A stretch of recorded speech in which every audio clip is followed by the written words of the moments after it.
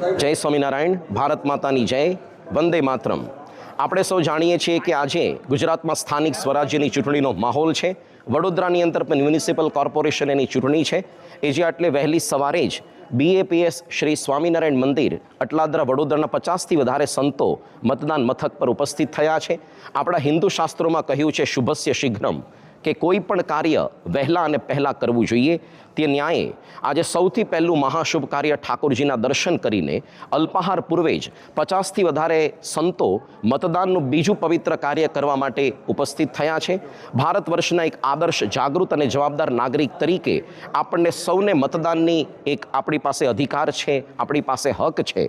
તેનો યથાયોગ્ય ઉપયોગ કરીને લોકશાહીને આપણે મજબૂત કરીએ.